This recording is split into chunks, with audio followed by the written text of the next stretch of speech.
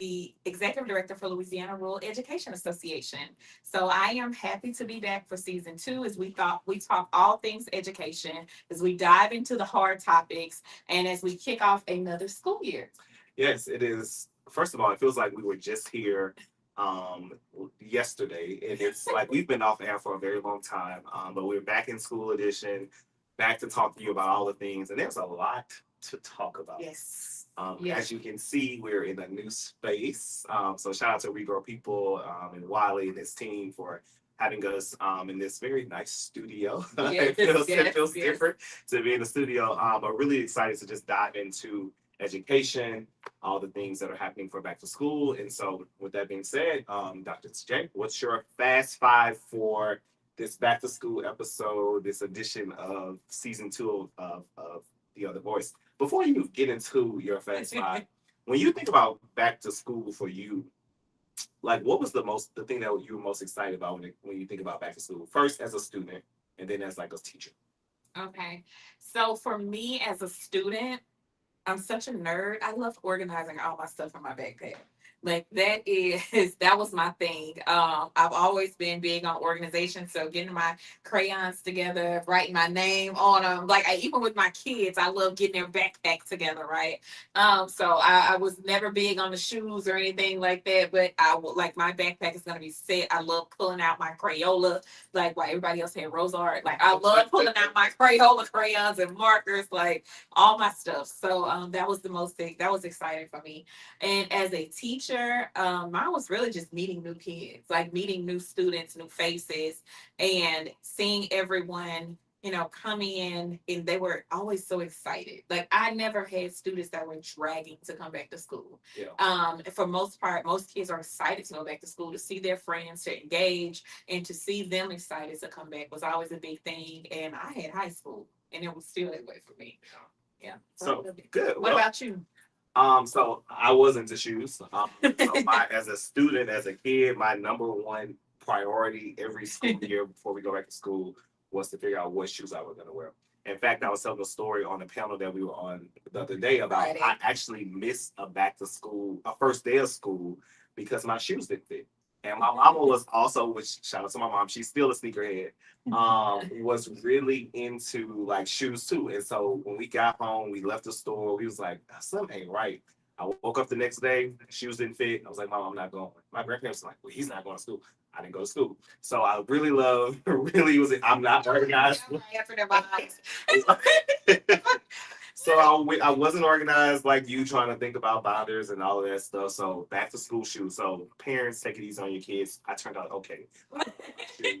And as a teacher, to your point, I miss being in the classroom every single day. I miss the art of what it meant to be a teacher and go back to school.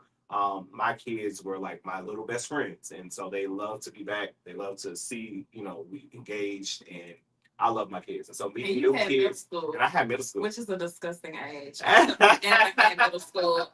Middle school almost drove me away from teaching. So you either love or hate middle school, and I was fortunate enough to, because my entire teaching career, outside of when I taught on the collegiate level, was spent in middle school. So from 7th and 8th grade, all of my years in teaching. And so I loved it. And so, yeah, the little kids trying to find out who they are in middle school, I loved it. And they love me. So shout out to Room 308. McKinley High is currently occupying my building. And so people have said they've painted over my Louisiana that I spent a lot of time putting on my wall. So I'm sad about that. But yeah, meeting the kids was always my thing. So for your Fast Five, back to school edition, let's hear. Oh, back to school edition. So the first thing, back to school, I'm going to put up a graphic of my parent edition for back to school. Now, some of you, if you've been with the other boys, you know this. You already know what's coming. And that's my do's and don'ts of back to school. So we're gonna get that pulled up for you guys, and I'm just gonna start off with the first one with all of my. I'm gonna go a do, and then I'm gonna do a don't. Okay. So do join parent teacher organizations that value your participation and voice, but don't run the PTO like a minivan mafia. You are there to help the school, not to form a social club. So let's make sure that when we're helping the PTO, we're not trying to take over the school. All right. Read the student handbook policies and procedures with your child. This is especially for this year, I think is huge for SPED because we see a lot of stuff that's going to happen with special education. Know that student handbook, know your policies, know what the difference is between practice and policy so that you can advocate for your child, but do not express your disdain for rules and encourage your child to break them because that causes problems for them later on. We want our children to understand that if they do have a voice about a rule in their school, how to use their voice in the right way. All right. And y'all don't realize that when we sit around and we talk about what we don't like at a school, our children are listening to everything that we say. And as teachers, they come back and tell me, well, my mama said, well, my auntie said, well, y'all did this when they were in school. So yeah, let's not try to put our trauma, our school trauma onto our kids. Check your kids folder at least every other day for updates and messages. And don't sit and say that the school didn't see you anything or they have poor communication when you know you hadn't checked that folder. I have to tell myself that because I am not a folder checker every day. I am a every other day folder checker. So that one is for me too. All right. Advocate for your child's education and opportunities on success, but do not only come up to the school when you have a problem with what's going on. Come to PTO, come to open house, come to literacy night, come to those things so you can get to know the people that you trust with your child every day. Um, Follow the chain of command when there is a problem at the school or you want to talk to a person. Don't get on social media blasting the people at the school.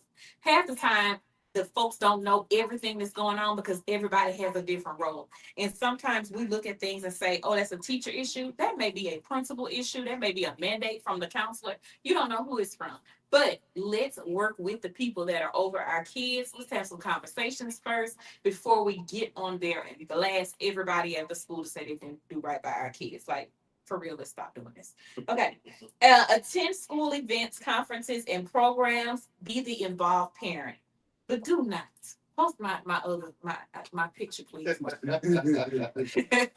They're already laughing because they know what's coming because I posted it last night on social media. You follow me on Instagram, Angelisa Sherrill. You already saw that. Do not come up to this school with those bonnets on, with those leggings on, with looking. Don't come up to the school looking like that. Pajamas on, offensive clothing with curse words. Let's not do that. There's the picture. Let's stay away from this. Because y'all kids be so embarrassed. Like they're so embarrassed and they feel such shame from this. Like I've always told people I don't understand wearing a bun in public because I don't know what you saving your hair for. So like I don't understand that. What we saving the hair for, what we doing with the hair. Let's make sure that we are presenting ourselves in a way that people take us seriously and we are not distracting them with our clothing. Yeah, it's interesting because kids definitely talked about that. Talk about something. Teachers talk about it a lot. Excuse my grandma, like they be so ashamed. I mean, they are ashamed. So I think that picture is funny, but like that's it's a real thing. Leave it at home. Leave it at home and help your kids be their best selves and their best advocates. Yes. All right. So what are your fast five today, Tramelle? That's mine. I'm gonna. Oh man. So I share the sentiments with Jaleesa as it relates to like just being present. Not just when there's an issue, but all the time. But I spend the last so Ed Trust has a segment where we do Ed Trust Chalk Talks.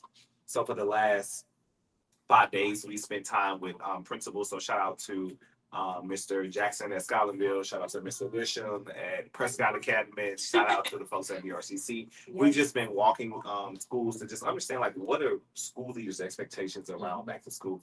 And I think my fast five are just are the one and the same.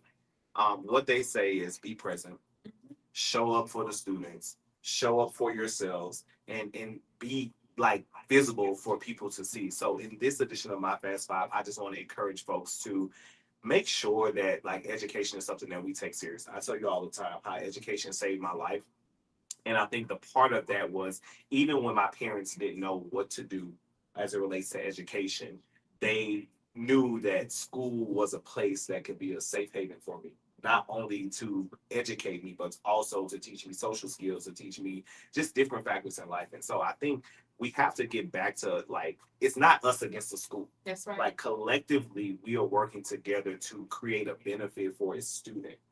Schools exist, and people, we talked about this on the call last week. Yes. Schools exist for the sake of students and their well-being.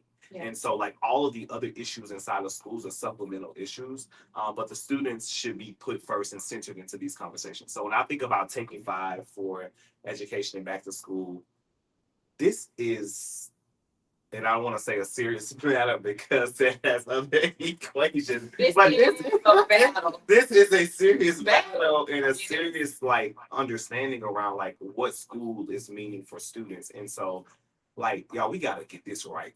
Like this is literally life or death for some students. Yes. And so we have to ensure that we are working as a collective unit to ensure that students are getting what they need from education. And I'm gonna say it in my way. Like if you don't want to be there with kids, or if you don't love kids, don't show up. Like don't come. Find another career path. Ask the Lord or Allah or whoever you serve. What is your calling? What is your purpose? Because our children they don't have time for us to wait.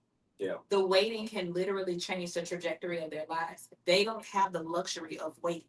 So we have to say, They can't sit around and say, I'm going to figure it out later. Like they need people who have a sense of urgency and who understand, like you just said, that this is a real issue. Yeah. So the people in the building make a difference in these kids' lives, but you got to be willing to hear their voice to know what they need to. Yeah, and I think that's important too. Like when I think about take five for like school leaders in this moment, it's like how are you or what are you being intentional about to amplify the voice of the students inside of your building? Oftentimes education decisions are made without students in the conversation, and so adults have all of these conversations about what's best for kids, but like how are we giving kids power of their own education and taking ownership of their own education so that your building and your culture is running smoothly? Imagine if like in my classroom, we used to have an agreement at the beginning of the year. So like when a student like got out of line, it's like, bro, we all agreed on this. Like this is our agreement. And so my take five for school leaders and for students is like, how are you giving students ownership of their own education? We can set standards and hold students accountable, but students should have ownership in how they exist within this space. And too often in this space right now, it's do this because I said so, and students have no agency or ownership within their buildings, and it creates a culture of confusion and chaos. And so my other take five for school leaders is like find ways to amplify the voice of students inside of your buildings, and I think that the school year will be a lot better. Yeah, I agree. I agree.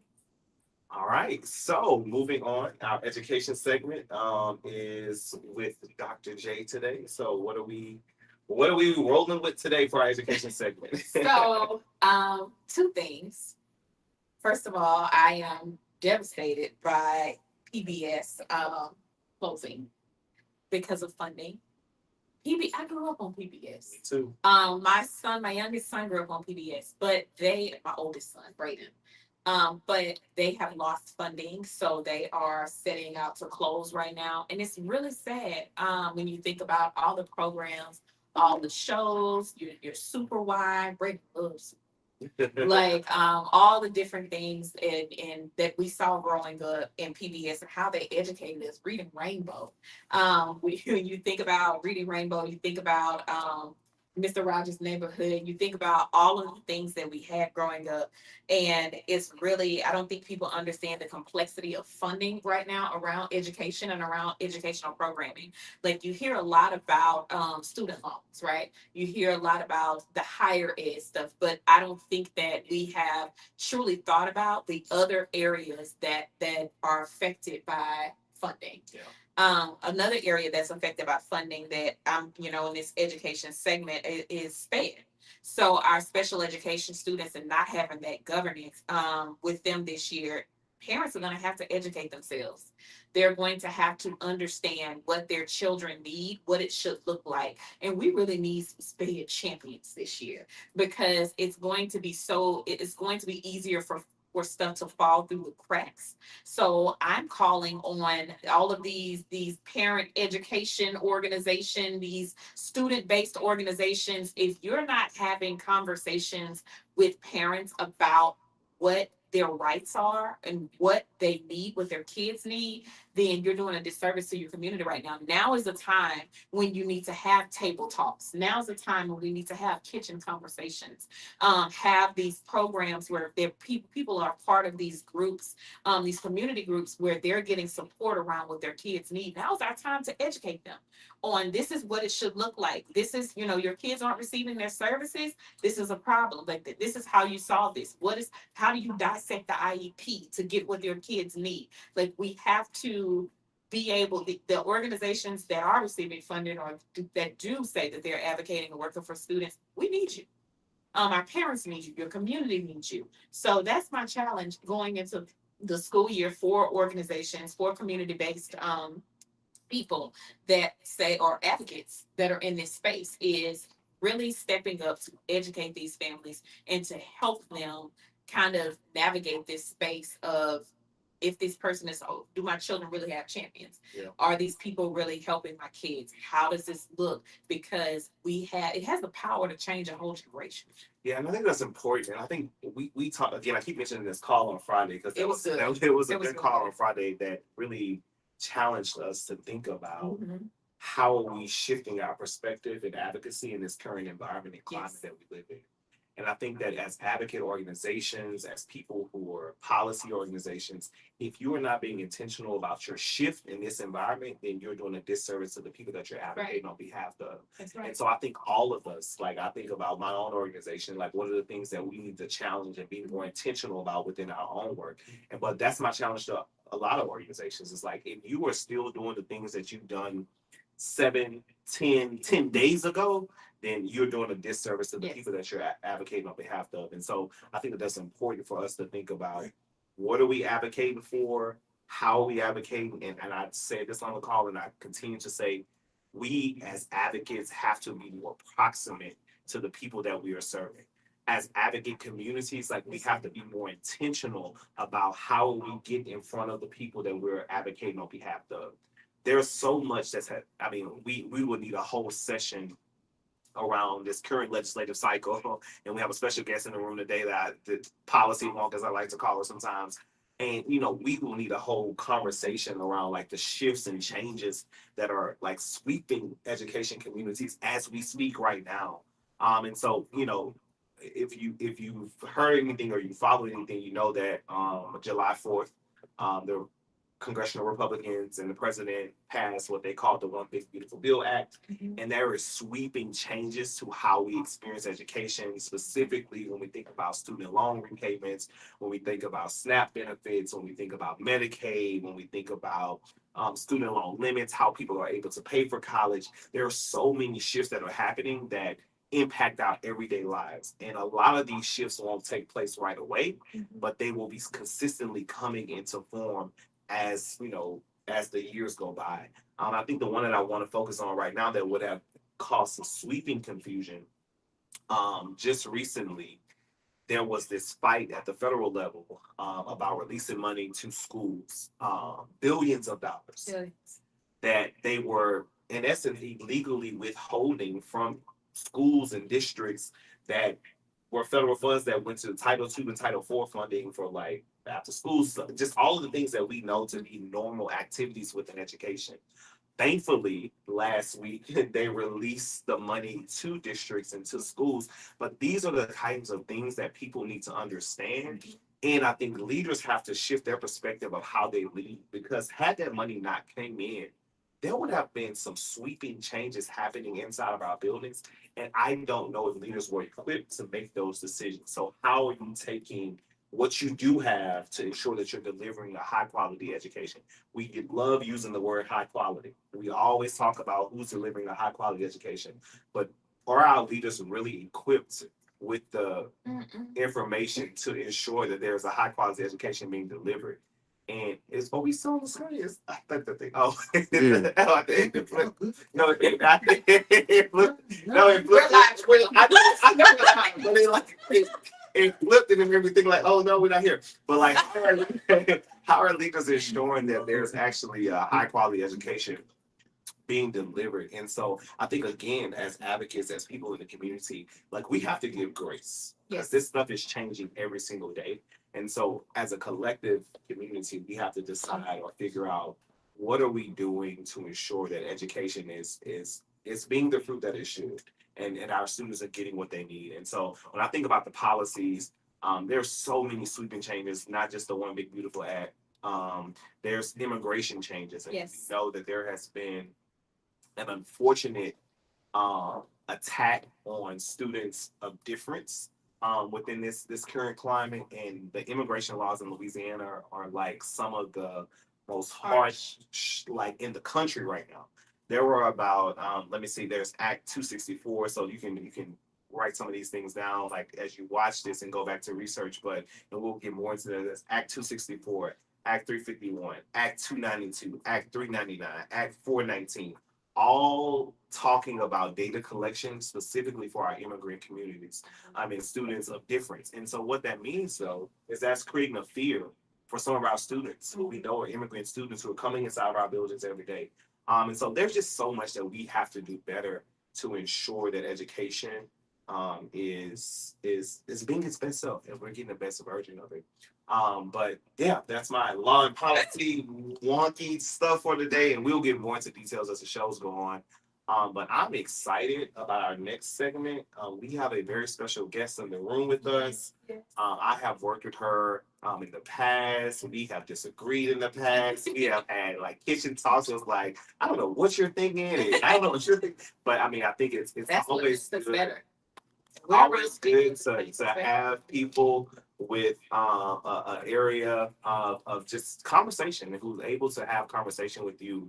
And so in our next segment, we will be inviting none other than Caroline Romer to come sit on the couch with us and have a real conversation about education and homework in education and what that looks like and how that goes. And so, we are ready to Go to commercial. are we ready? We commercialing or are we going straight to Caroline? Go right to commercial. Okay. Right. So commercial, after commercial, we'll have Caroline. See y'all.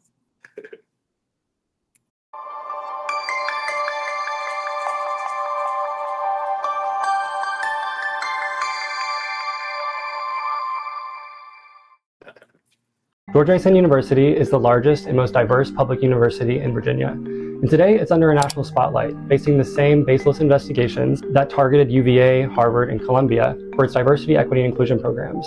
But what does that mean for students? Let's dive in. These attacks are not new for George Mason University and have been developing long before the new administration took office. They started as Governor Youngkin filled the college governing board with members of the Heritage Foundation and co-authors of Project 2025. Before recent news, the Board of Visitors at George Mason conducted reviews into DI programs that resulted in the elimination of programs like the Black Male Success Initiative, which was intended to increase retention and graduation rates for Black men students, and also resulted in the name change of the Diversity, Equity, and Inclusion Office to the Office of Access, Compliance, and Community. Today, the university now faces 4 federal investigations, where the rector of our Board of Visitors, Coley Stimson, a deputy director at Heritage Foundation, has retained the law firm founded by Bill Barr, a former Trump attorney, despite the fact that George Mason has their own legal defense and public relations team. Concerns are growing that there is a pressure campaign forming to oust the president of George Mason University, Gregory Washington. And in response, the Faculty Senate voted by majority to pass a resolution in support of President Washington. In response, the DOJ opened more investigations, this time targeting faculty, requesting communications between faculty members involved in drafting the resolution, as well as those faculty members' communications with the Office of the President, directly undermining academic freedom. The Board of Visitors meets this Friday, August 1st, where one agenda item is titled Personnel Matters Related to the Performance of the President. Many in the community believe that this might be an attempt to oust the president behind closed doors.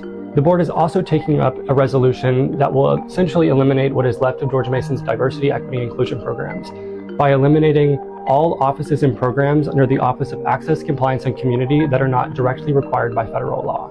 And at this rate, that's about everything besides Title IX. Students and faculty are taking a stand this Friday, August 1st, outside of the Board of Visitors meeting in Merton Hall, George Mason University, Fairfax, Virginia. A press conference and community assembly will take place at 12 p.m., featuring student speakers in the community, and elected officials. We encourage you to stand up for students, for faculty, and for George Mason University. Hope to see you there.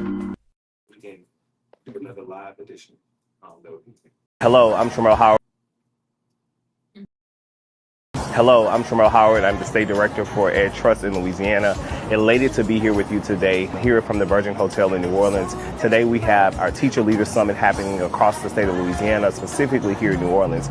We brought together teachers to have conversations to amplify the voices of educators about their experiences in the classroom, as well as to talk about the things that are happening across the federal level that are attacking education. My message to legislators would be to stay connected to the people that are doing the work on the grounds. The people that are doing the work on the grounds have firsthand experience with students, know students' needs, and so it is very important that we connect with those people who are doing the work every day to ensure that our students are successful and that we make laws and things based around the real needs of our students. Folks that's making decisions inside of education, do what's best for children.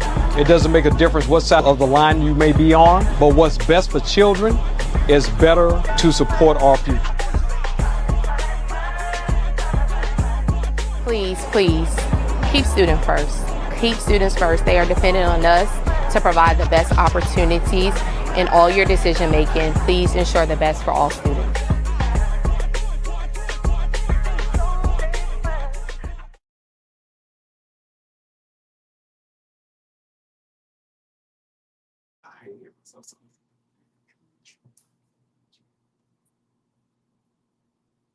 All right, and we're back with our special guest, none other than Caroline Romer. Before we even get into our guest, asking her all of the questions and putting her on the hot seat, I remember when I ran for school board, and I met Caroline. And there were people who were saying all kinds of things, and so we went to our favorite place now, Mansour's on the Boulevard, and we had a real conversation. And I think that was one of the best. Like that's like our traditional spot and place to go now when we connect. It's really one of the times I think what I learned in life about just like getting to know a person for yourself. And so, like Caroline, I appreciate you for giving me that space. I appreciate you for being able to have disagreements and still do the work. And so we're excited to dive into this conversation with Caroline today, hear all about the work that she's doing and in the community and her space. And so I'll turn over to Dr. J for the first question, and then I'll hop in that conversation. Oh, my first question. Just tell us about yourself, Caroline. Tell us about your background. How did you get into this education thing? And yeah, all the things, Caroline. Yeah, well, first, thank you for having me. I was excited and terrified. I was like the best dressed in Baton Rouge. I'm like, oh, God, I better do my hair and find something to wear, but really excited to be here. And I agree. I think when you do advocacy policy work, it shouldn't be about surrounding yourself with people really in anything in life that are just, yes, you're right. You need to get in a room where people with their different experiences, their different backgrounds can lend to creating better policy. So I love that we disagree. Yes. I have a saying about myself, often wrong, never in doubt. So you need to know about me. But I'm originally from Louisiana. I grew up in Bossier, which is right there. What I think most people know Bossier these days. Public school kid. My dad was in politics, and so I didn't inherit any big companies or trust funds. I inherited DNA that's about standing up and advocating and fighting to make Louisiana a better place to live and to learn and to work. And so I have spent my career really in the field of politics. And about 18 years ago, I founded the Louisiana Association of Public Charter Schools. I'm the executive director. And I love going to work every day. I'm not an educator. Nobody wants me in a classroom with kids. But I'm pretty good at politics and advocacy. And so for the last 18 years, I've built a small team, and we work to support and promote charter schools. We don't think they're the end all be all, but we do believe they can play a role in improving public education. And so it's our vehicle to get ourselves in the room where policy and law is being made, where we try to influence those policies and laws, mostly with a mission to make sure that all kids meet their full potential and that parents are empowered to make decisions for their kids and that they have choices and that people are held accountable for doing good things for kids. And so that's my background. I live here in Baton Rouge. I am a mom of one. His name is Owen. He's going to be a senior in high school. I said earlier, it's the scariest thing I've ever done, being a mom. I worry every day, what have I messed up? But overall, he's pretty good kid. So we're here. We have a dog, a cat, and a fish, and that's kind of our life, All the animals. Yes. Whichever next question. Okay, so we're gonna jump right into it, Caroline. I'm gonna ask the hard questions. There has been so much talk around charters in Louisiana. It's always been a charter versus traditional school type of conversation. And then it's gotten a little deeper over the years with people thinking that charters or have the idea that charters just go into poor communities and take over school districts. What are your thoughts around that? What would you say to people who may not understand the role of charters completely? Like, what would you say to them? I would start by talking about what a charter school is. Believe it or not, despite the fact that Louisiana is celebrating this year, well, we're celebrating 30 years since the charter law was passed in Louisiana. Despite that, a lot of people don't even know what a charter school is. They do hear about them in different contexts, but a charter school is a public school. All charter schools have a nonprofit board that acts like their school board, so makes decisions about hiring and evaluating a school leader, responsible for the budget, all those sorts of things. They're tuition free. And a lot of people just don't know we are public schools. In Louisiana, we have about 147 charter schools. They're serving about 95,000 kids.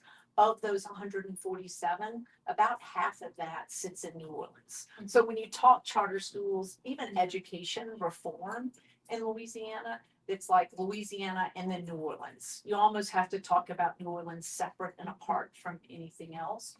But charter schools were created originally to empower teachers and parents to make decisions as close to kids as possible and to think outside the box, to innovate, to try to figure out how to deliver education in a different way in support of public ed, and see if we can get better outcomes for kids, faster, more improved outcomes. I think over the years, charter schools have been pigeon-toed, if you will. They get used often as a tool for failure. That's the easiest way I can think of it. I think in Louisiana, when you say charter school, a lot of people think, oh, a traditional charter school, or excuse me, a traditional school has not done what they're supposed to do. Let's charter it. That was not really the original purpose. The original purpose, again, was to provide choice for families and teachers, because reminder, teachers don't get assigned to charters. They're choosing to be there as well. Just like a parent has chosen for their child to be there, teachers have chosen to be there. They're under an accountability framework that is just like our traditional school system. But when they don't meet certain standards, a charter school can risk losing the privilege of serving families. But the whole idea is to be innovative, to be more flexible, to be more nimble, again, to make decisions as close to children as possible. That was the original. And that still happens, but a lot of times it's being used, you may have said it in your question, us versus them. Yeah. And so a lot of times it's like the traditional district has failed to get the outcomes we want for kids. And so let's bring a charter in because they can do it better. Sometimes they can, sometimes they don't. Yeah. I would prefer to see charters used by districts as a tool, another opportunity to serve kids in a different way, whether that's a different mission, a different style of education. We should be an enhancement. We should be, again, a tool in the toolkit, if you will, that a district needs, because not all kids need the same thing. Not all parents want the same thing. Not all teachers want the same thing. So charters should be an opportunity to, again, meet needs of your families, of your teachers that you're serving. But unfortunately, we have become too often a contentious part of education. But I want to be clear. I also believe when people aren't doing their jobs well and they don't feel any sense of competition, any threat, there's no reason I need to change because kids, they got to come here. So I'm just going to keep doing what I'm doing. I do deeply believe charters can play a role that will make people sit up a little bit and pay attention, that if you don't do right by kids, there are others that are there that might come in and try to do that for you. So it's all about customer service and good products. I know people get upset when you talk about education as a business, but it is. It's a business of over $7 billion in Louisiana. In state and federal funds. That's a lot of money. It is a business. And the business is getting kids to reach their full potential. And I think that competition is a good thing. So when you think about thank you for sharing for those perspectives. And there's so many like nuances to this conversation. Yeah. When we think about like the types of school and governance models. But when I think about like education, I think about it in a framework similar to my organization. Like, how do we do what's best for kids? Specifically, those kids have been historically marginalized and underserved within our school system. So when you think about education and the work that you do in the schools that you serve, what has gone right and what has not gone as best as it could on behalf of kids? Like, Yeah.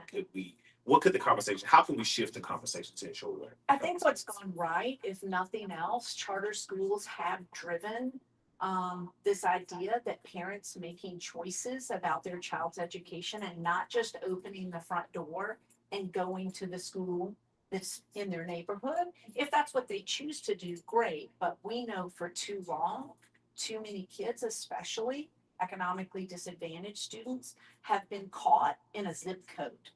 And that zip code has determined where they go to school. So what I think has gone right is with the introduction of charter schools 30 plus years ago, it really has opened the door to the idea that parents should have options. And that doesn't always mean just public school options. It could be private school, it could be homeschool, but I do think we have helped generate a conversation and an awareness in Louisiana that we have not always done our best work in education and that we need to do better, and that part of doing better is, again, empowering parents who know their children better than anyone in getting those children the education they need. So I think that's the good news. I think what hasn't always gone right is charter schools, just like traditional schools, don't always do the work well. They aren't always successful. And there are times where we have had to tell a charter school, you don't get to keep doing that. And that can be very disruptive to a community when you close down a school. So you have these kind of bookends of making choices, but that accountability is so critical. And unfortunately, we don't always knock it out of the ballpark. And I think this, I think again, this is a conversation, so it's not like every South Carolina is not just on the hot seat. And I think that there's so many different ways that this conversation can go, but I think like as an organization, like we believe that like parents should have options as it relates to like their choices, but we do believe that public school options should be the only way. As an organization that we funnel public school dollars into other public schools, and so I think part of the complexity of all of this is that it's a complex issue. Yeah. And we try to black and white education. It's like it's only this or it's only that. And people have experiences as it relates to education. And what could be, good experiences or bad experiences. Like people often don't know that I once like the first school to take an opportunity or a chance on me as a teacher was a charter school. When I told them, they're like, wait, what? I'm like, yes, y'all, it was a charter school that gave me my first opportunity to be in front of students in the classroom. But when we think about education and we think about the current environment, Caroline, like what is your hope for like the schools that you serve and just education in general, and give us more insight on the policy and how can we be better advocates for policy to ensure that happens. Yeah, you all already spoke about the politics of now. And anytime you have a change in presidency or the governor, they come with new philosophies and different ways of doing it. And we are certainly in midstream now with someone that has some pretty strong feelings around how federal dollars are being spent and utilized. And so when I think about education right now, what I hope is that the public education community, again, whether traditional or charter, we have to come together and advocate on behalf of the kids that we're serving with an emphasis on the fact that not all kids come to school at the same level with the same resources, and school becomes a place where we can truly kind of level the playing field. Like it doesn't matter who your mama is or where you live. You are in a classroom with other students like you, and you are to be given all the resources and everything we can do to make sure that you succeed. So as advocates right now, it's very tough because you walk into rooms and it feels dangerous.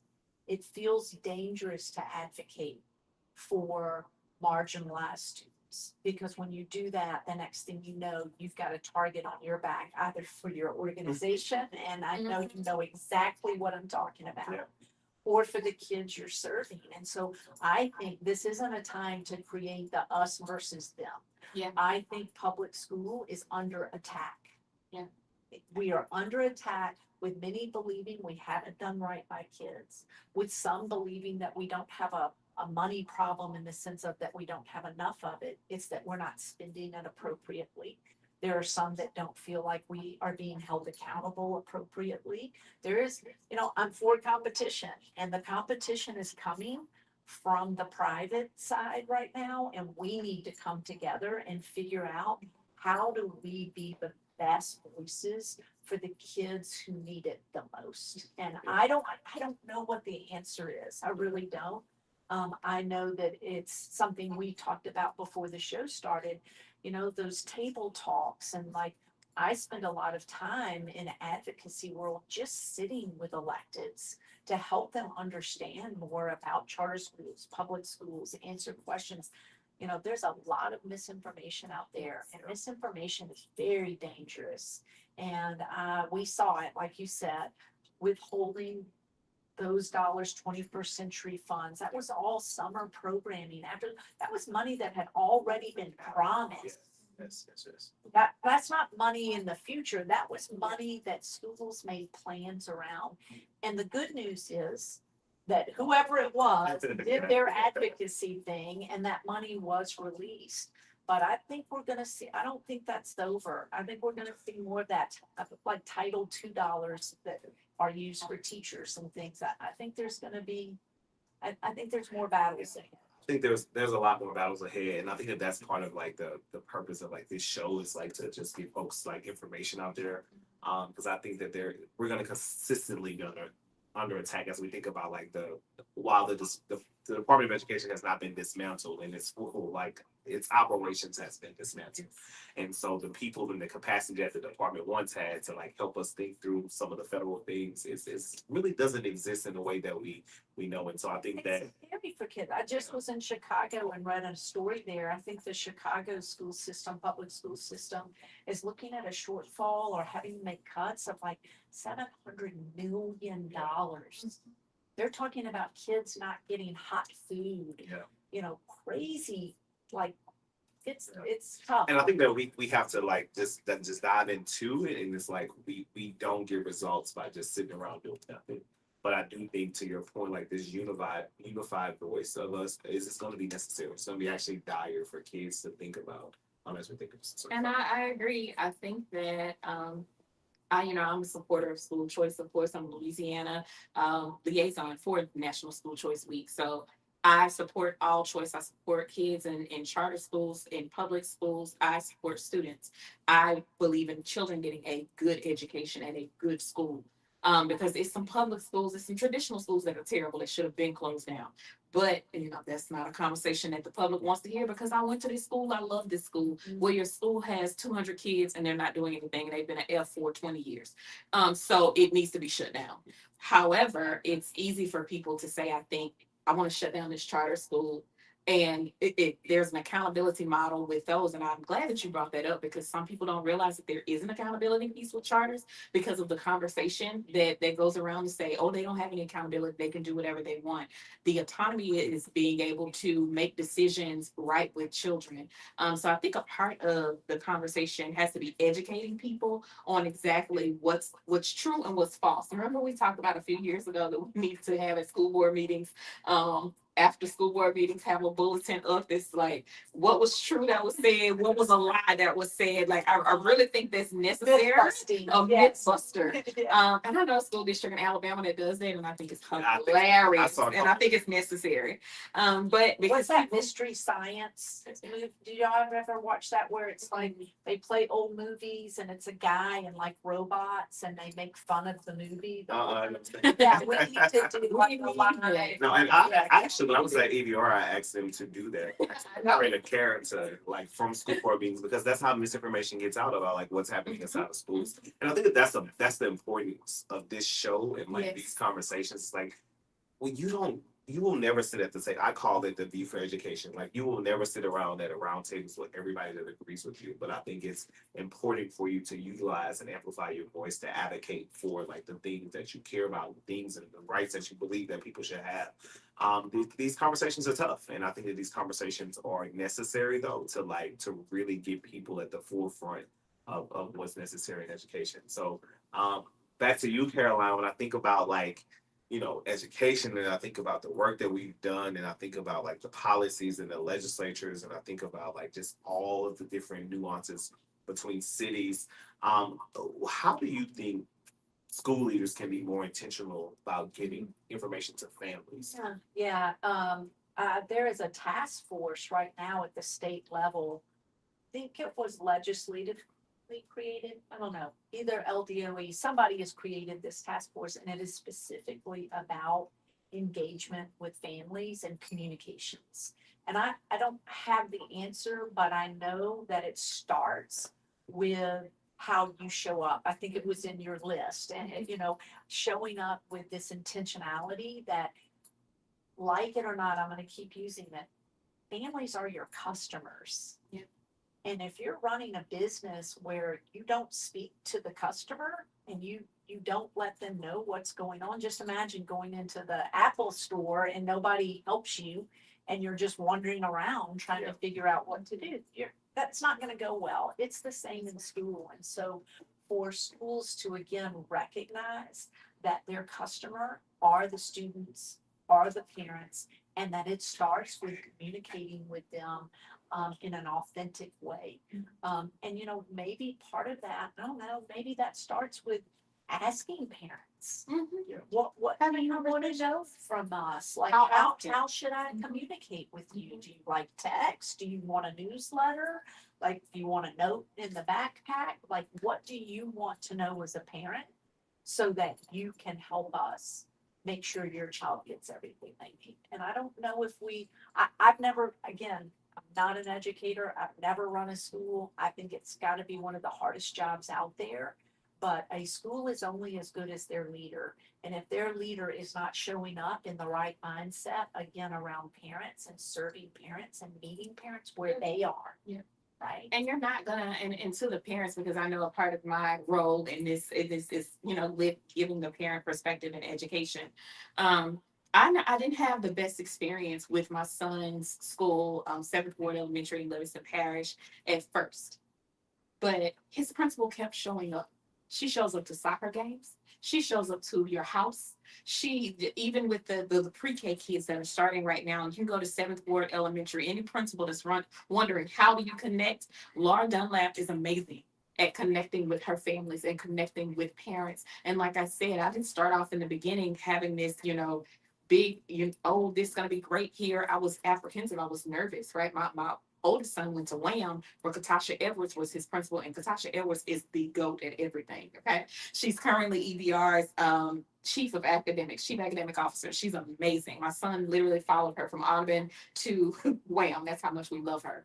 So I went in, you know, like nervous about it, but Laura has spent so much time like making sure she shows up for her students and shows up for families. They're going to have information on the app. They're going to put stuff on Facebook. They're going to give you a phone call. They'll communicate with you in the best way. So I think that sometimes that extra step with leaders is missing, where I have a lot of stuff to do, but your customer base. You know, these are your yeah, people. well, and talking about parents too, we put a lot of pressure on teachers to teach. Yes. We put a lot of pressure Oh, I know. on students, assessment, right? Principals and all of that. And then it's like, there needs to be expectations on parents too. Oh yeah, because I go hand out popsicles. A good school, All yeah, the like things. you're gonna find some Yeah. common threads there. Great leadership, great teaching in the classroom, but probably you're also gonna find a school that has very engaged parents. And engagement you said it doesn't mean just showing up to yell. It does not. It means that you know what's going on for your child and your child is coming to school ready to learn, whatever that means. Well slept, homework done, fed. And I know families are under different circumstances. Right. And sometimes one parent knows how to navigate a system way better than another. But my point here is it can't just be all on the teacher and the students. Parents have a major role in what I use that calendar. Like when the school sends out the calendar, I plan stuff around it. So I run my own business. And of course I have partners and clients and I have people that are, I have coaches that work under me, and it's still a priority for me to be there for my kids. I just told you cross country is going to run my life this fall because she literally put dates out. It's either a practice or a meet, like literally every other day. But I'm making it a priority now, not waiting until the season actually starts. I have the schedule, I'm making it a priority. That's how we need parents to show up in our community. That's how we need to show up in our schools. And circumstances are different, but it's a lot of jobs, you can get that time off. around your kids, even if it's for 2 hours, even if it's for 3 hours, right, to show up for a program. PBIS events are once a month at the end of the month. Even if you cannot say, I can't physically make it there, how do I make a $50 donation so that some kids who can't afford it, because y'all be shocked the number of families that just can't afford the $5 nachos. If you can afford to give $50 to say, hey, I know y'all have a PBIS event at the end of the month, this is going to take care of, 20 kids, 10 kids, whatever. How can I show up to still be involved to where the leadership, the teachers, the people know that I support them? Yeah, and I think that's beautiful. I think that's what we should be thinking about. And I think the other side of that token, though, like coming from a parent's perspective and someone who's once in the school, like you have to take a census of how people need you, or how parents. Like, how can you set the culture in your school where it's inviting? Because there are some school cultures that are just not inviting. Yes. And so, like, parents may want to show up, and because I'm not the most educated person, or I don't know Secretary, how let me say hello. people are not like, it's so real. It's just, I mean, the secretary didn't even say hello. The secretary, what you need? So No, I think that's a portion of Yeah. the issue is making sure that school leaders and people inside of school buildings are setting an intentionality about it. And then the equation of business to schools is always like one of those that say, oh my God. But when you go to Chick-fil-A, like you expect a level of customer service that is second to none. I don't care if I go to Chick-fil-A in Dallas or Chick-fil-A in Atlanta. Like, I expect that same level of service. And so, like, how are you creating an experience with your parents to where they don't feel like they're only coming up there when they need to complain? Like, how are you inviting and opening your doors? To this day, I can walk into school and know, like, oh, this is somewhere I want to be. Yes. This is a place that I do not want to be Yes. at. And so, like, thinking about, like, what are the ways that we're cultivating and creating an atmosphere? It's almost like, at church, they was like, we inviting the atmosphere. Like, what atmosphere are you inviting in your school building to ensure that parents want to be involved? Because it has to no longer be a us versus them kind of conversation. Because that's It a has to be parent, like teacher, parent leadership, Yeah. us versus them too. Yeah. It's not, we've talked about that. We have the us versus them with charter versus traditional. We have the us versus them with parents versus teachers. Teachers versus schools. students. It's like, it's And just, the kids run everything. yeah. Both of you have been educators, parents, Yeah. we're parents. A big issue right now is truancy. Oh, I mean, that's my it's a soapbox. huge problem. I'd love to hear y'all's thoughts on That's like, my what soapbox. is going on with that. I have been a district leader, and when I was a district leader, I went to one of my schools where they had a huge truancy thing. I won't call out the school just to be courteous to EBR. It's EBR. But I was sitting in my car one morning, and I just wanted to see how many kids showed up late. Not in a high school, at a middle school.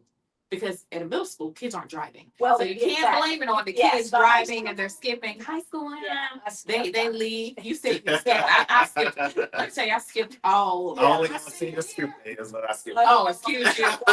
Listen, my junior year, all my friends were seniors. They left, I left. But anyway, that's another story. So, but I sat there to see how many, and I started asking parents when I got in the car, why are the kids late? Oh, they didn't want to get up. Oh, I didn't want to get up. Oh, it's not a big deal. Like, oh, I bring them to school because they don't want to ride the bus.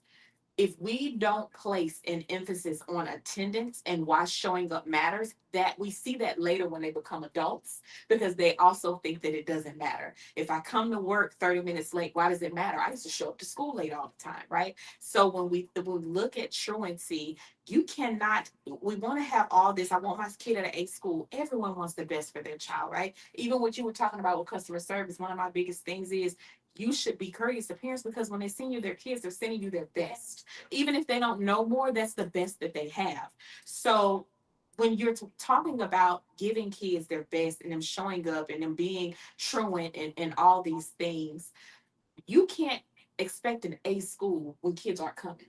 You can't expect a B school when kids aren't coming. So when you say, I want them at a B school, I want my kid to be high performing, if they've missed 30 days and you expect that teacher to go back and give them work and those administrators to excuse all of those days, now we don't have handwritten notes accepted in some districts now, praise the Lord. But if you expect them to do all of that, you can't expect an A, B school when you have, 30% of your school out.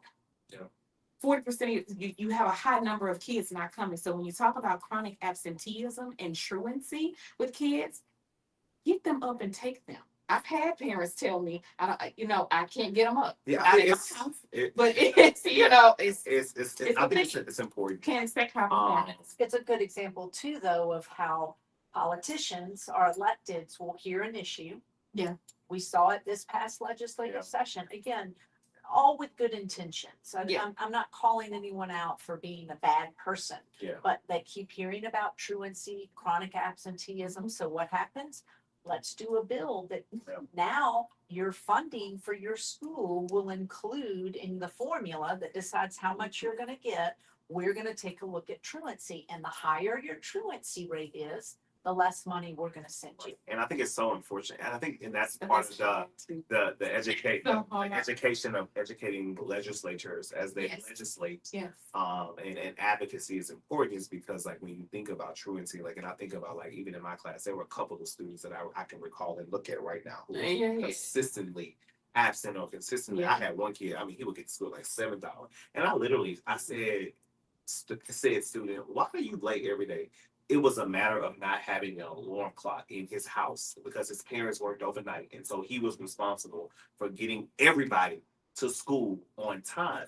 And so like part of this is like, it's too much, but it's real. It is Like real. it's real, and it's real for the majority. Most of kids in our districts are like really having to, once they get to a certain grade level, they're making decisions around like where they're going and how they're getting to school. Because I know even for me, like, I had to drive all the students to school. Like, so I went to Baker and then I came back to something like, so it's one of those things. So, but like, what is the conversation with your population of people around the issue? Part of figuring out chronic absenteeism and truancy, talk to the people in your building. You don't have to legislate talking to the people in your Well, building. to that point, Yeah. again, a lot of times legislation happens when people hear something bad's And going I'm on and don't feel like Yeah. anything is being resolved or done.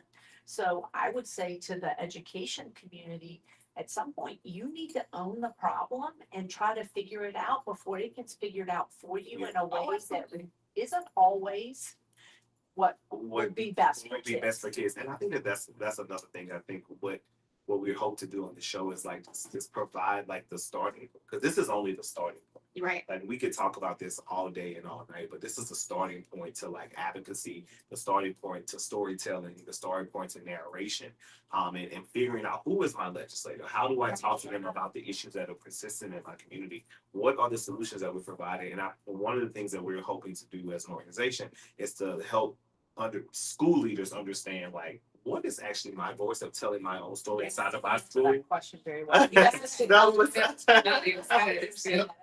But it's like you helping them understand like this is what's actually happening in my school, and here are the powers and the levers that I have to pull to understand. Because I think that we don't train, especially we talk about this all the time, like our leaders with the right skills set to be true leaders. Because like your leadership does not stop just in your building. Like, That's there are right. so many other things that impact what's But at happening. the same time, sometimes all the things that are going on in your building make it really hard to carve out Yes. that time and that space to go do quote advocacy. But But again, it's And going to it's impact you gonna- and affect you in it's some But way. if you have some, and the leaders, I gotta take up for my leaders in this area. In some districts, you have leaders that are boggled down by so much unnecessary paperwork and so much crap that people are just sitting saying, complete this form, do this and do that. They don't have the time. but if I To do gave like a simple, like, okay, you're a school leader, little things you could do. Exactly. You mentioned a calendar. So Yes, you've got your absolutely. calendar and all your events that are happening in the school.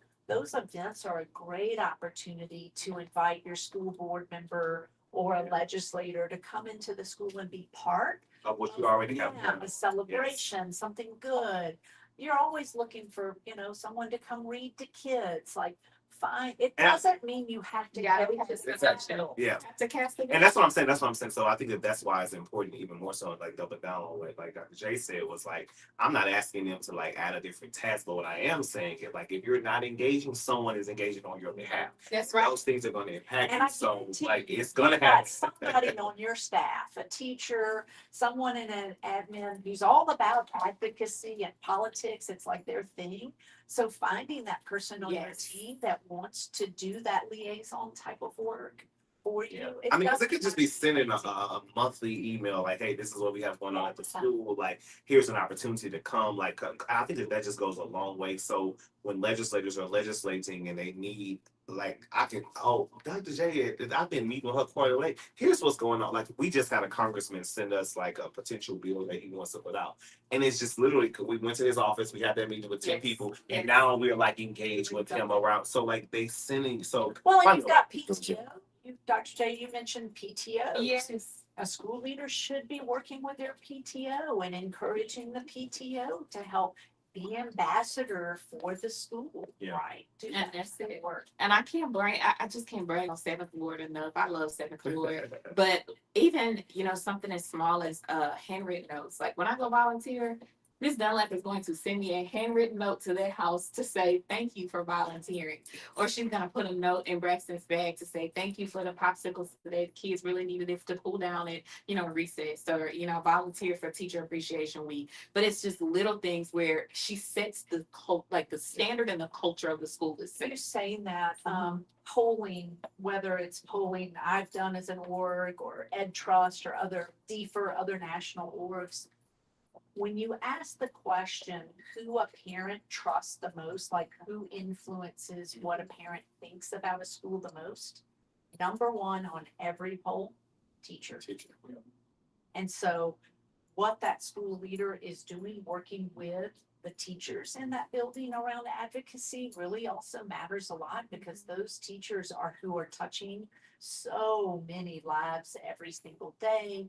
I know when you talk to legislators, like they fear the teacher in the grocery store or, at the gas station or church or whatever, chewing them out for not doing the right thing for kids. And so how you're informing your teachers on key policies and really getting them up to speed so that they can be that voice outside of the school building, I think is also really important.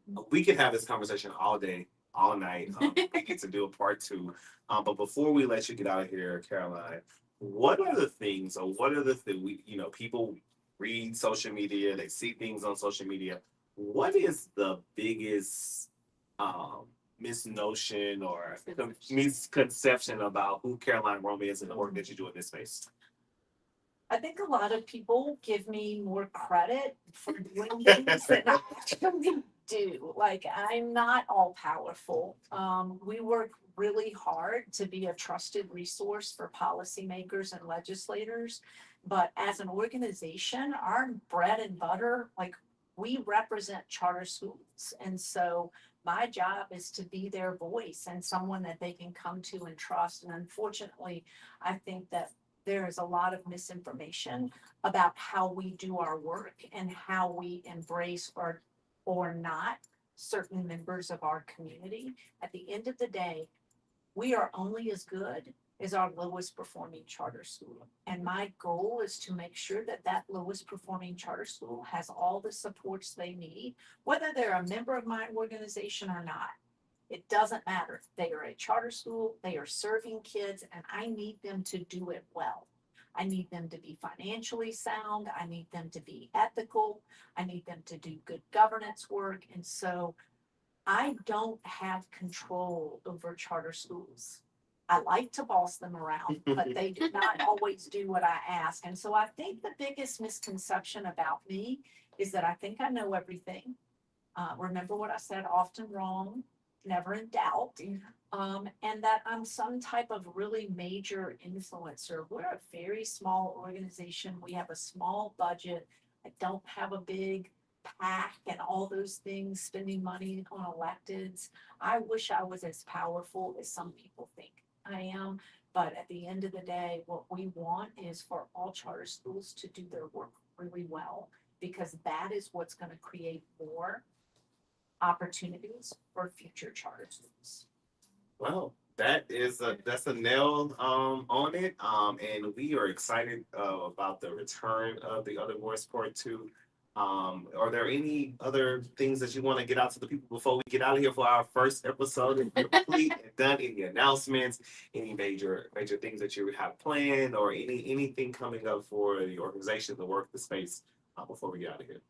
No, we're kicking off. We've already kicked off all professional development and that type of thing with my organization, with my business. So very excited to work with our schools this year to improve schools. We work with charter schools, we work with public schools. So very excited about Coach on the Go. Adding, we did add Dr. Vincent as our executive coach recently, Dr. Shannon Vincent, who is a former superintendent and who is all things amazing. So she's doing a lot of leadership coaching. So she's been in the trenches doing master schedules, everything this week.